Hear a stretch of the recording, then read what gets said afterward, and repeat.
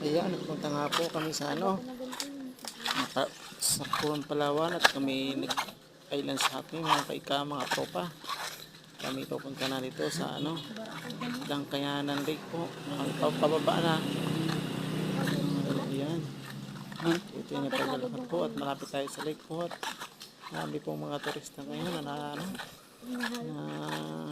nadayo ngayon dito sa likod nito kasi nga magpapasko. Marami nagagalha mga turista, sari-saring lahi, Bisaya, Tagalog, Pilipino, adject lang. Mga taga-ibang bansa po pala, mga Australiano, mga Canada, Canadian, USA. Malapit na nga po kami, pababa na nga po kami. Talagang ang layo nga po talaga, talagang mahabang lakarin. Ayan ha. Malapit na kami. Kunting hakbang na lang po at marami nga sa lubong natin na dito. Yun, ay natatanaw-tanaw na, matatanda, kahit pagod na, akyat pa rin. Sila'y pauwi na kami, papunta pa lang, mga katropa. Yan na.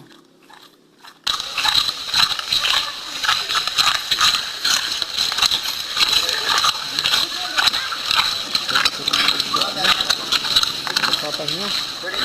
Yan. Tingnan pa namin yung isa. Papahinga mata. Masyadong malayo pa rin pala ang katrupa. Hanggang malapit na yung pala yung paakit pa lang pala kami, hindi pala pababa pa. Dito na pala yung pababa.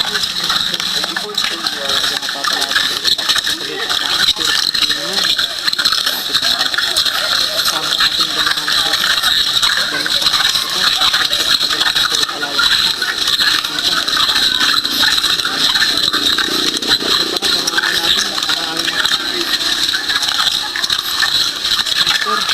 kami kaya ako dito sa Pupuro Palawan. Pagkakasulit na dito na.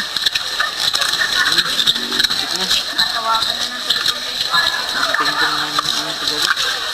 See? Layo talaga.